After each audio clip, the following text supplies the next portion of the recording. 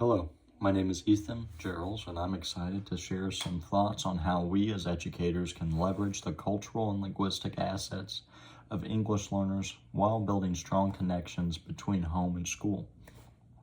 Today, I'll focus on three areas: cultural responsive teaching, supporting the needs of English learners in the classroom, and fostering a home-school partnerships. Cultural responsive teaching. Culture profoundly shapes how students learn. It influences communication styles, motivation, and even how knowledge is organized. For example, some students may value collaborative problem solving, while others may prefer independent reflection.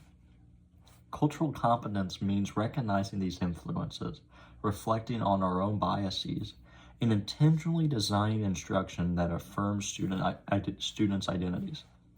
For English learners, this competence is essential.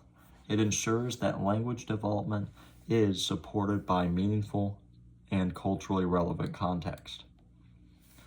We can integrate English learners' cultural values by using storytelling traditions, community examples, or bilingual resources. When students see their culture reflected in the lessons, they feel valued, and language acquisition becomes more authentic. This is the role of culture in learning and inclusive environments. Culture is not just the background, it is central to learning. Inclusive classrooms reduce barriers by creating predictable routines, celebrating diversity, and encouraging translanguaging, where students use both English and their home language to process ideas.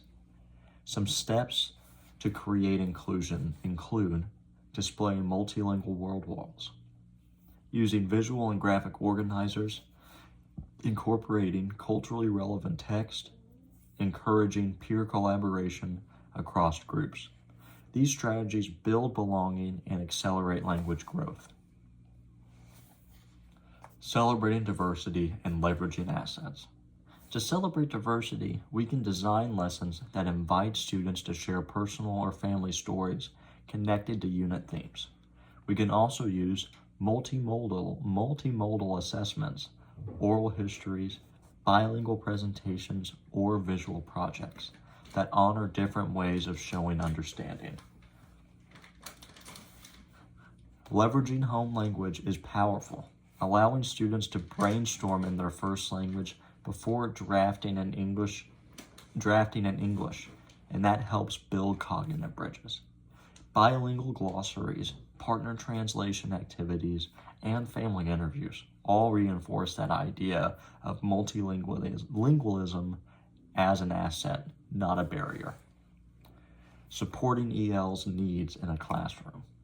Responsiveness means meeting students where they are academically, linguistically, and emotionally. Differentiation should be based on proficiency, not lowering expectations. For ELs with special needs, align supports with specialists.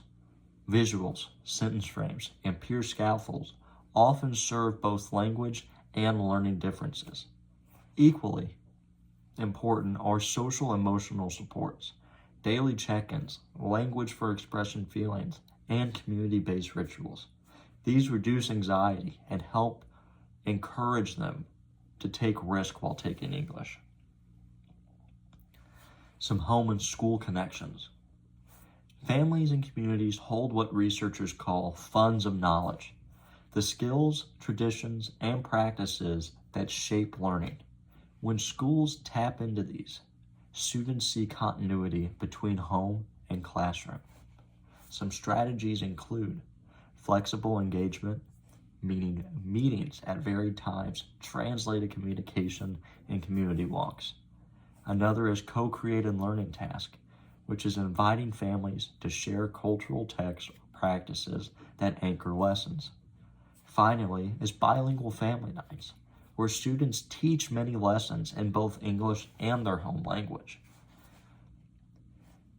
This effective family engagement highlights strengths. Send notes home that celebrate what students can do in both languages.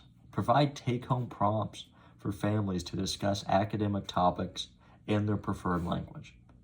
These practices build confidence and reinforce that message of bilingualism as an asset.